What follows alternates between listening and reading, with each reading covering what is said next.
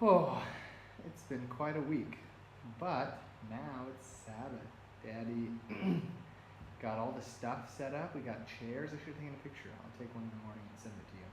We got chairs all set up and the projector and all kinds of stuff. It's ready for our first church service at F5 tomorrow.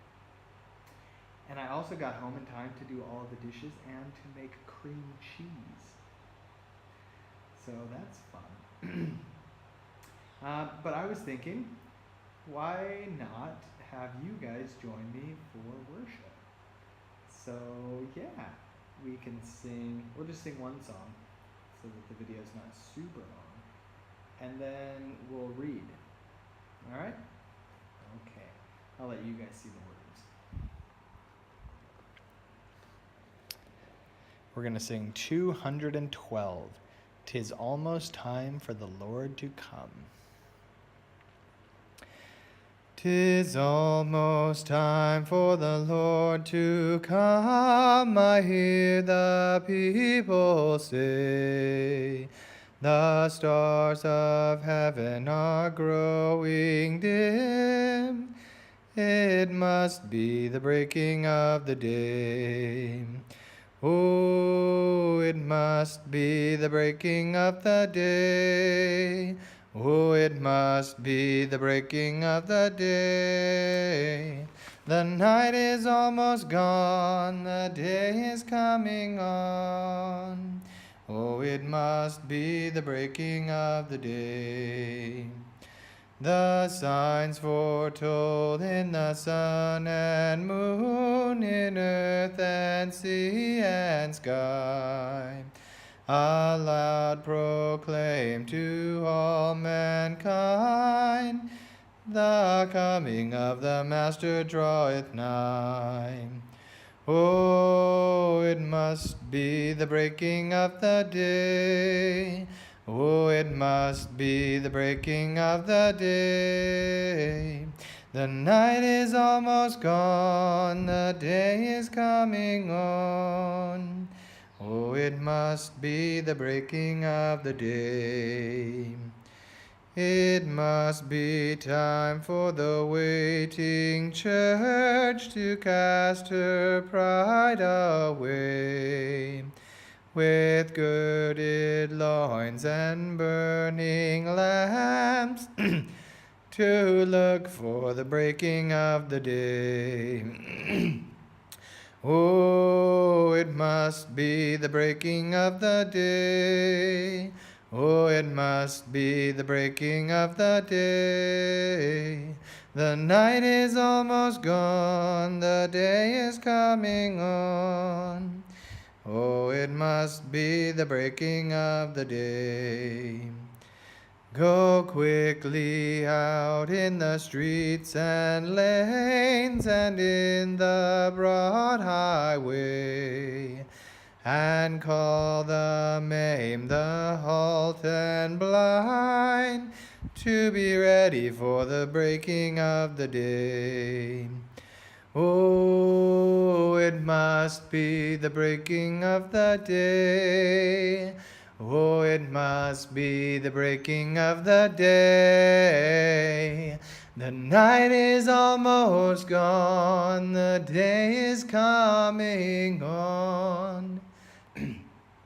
Oh, it must be the breaking of the day. That was a very nice song. I like that one. Especially the third verse. It says, it must be time for the waiting church to cast her pride away, and with girded loins and burning lamps to look for the breaking of the day. Excuse me. That means we have to let go of this idea that we are special and better than other people. But we have to cast that pride away and realize that we have been given a blessing, all of humanity. And we have been given the privilege of knowing that. And now we have the opportunity of sharing it with other people. Not to keep it to ourselves and try to be selfish. So, yeah, that's a nice song. We're going to pick up where we've been reading in 1 Kings chapter 6. Because it's been so long, you probably don't remember what we read. So we've been reading about Solomon and his kingdom being established.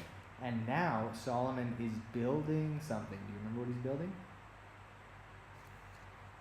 He's building the house of the Lord. He's building a temple for God.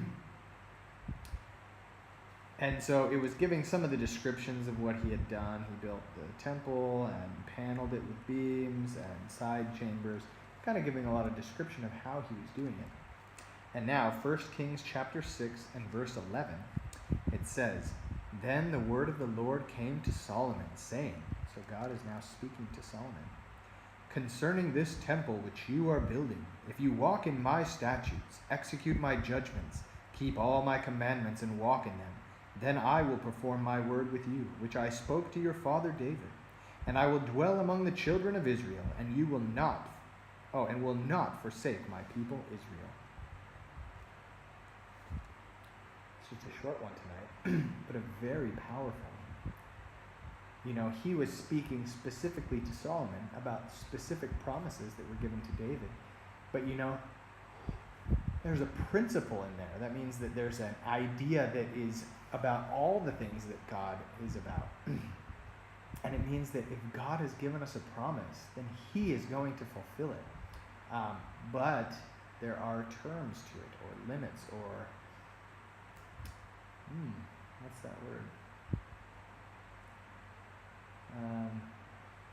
Anyways, Mom probably said it already. But there's things that we have to do. So God is faithful, and he's going to do what he promised. But he has things for us to do. He said, if you walk in my statutes, that means obey the commandments that he's given. Execute my judgments, meaning the things that he has said we should do. In judging, for them, it was the nations that were around him. But others, it's for crimes that have been done. He said if we follow those things, keep all my commandments and walk in them, then I will perform my word with you. You know, some people say that that means that our works are very important and that we should focus on our works. And our works are important. That's what he's saying there, and Jesus said it in many places as well. But the real blessing comes in the fact that everywhere God has given us a promise, condition is the word I was looking for. All of those promises have conditions. But the blessing in that is that every condition also has a promise that God will fulfill it.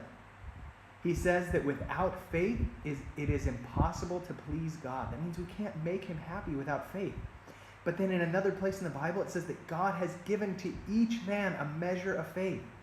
So he requires us to have faith in order to please him, but he gives it to us. Isn't that amazing? He tells us that that we need to obey him, that we need to follow his law and his word so that he can bless us. But then it says that it is he that worketh in us, both to will and to do of his good pleasure. So he tells us we have to obey him, but he also gives us the power to obey him. He's the one who does it. If we surrender, that means if we allow him to lead our lives and direct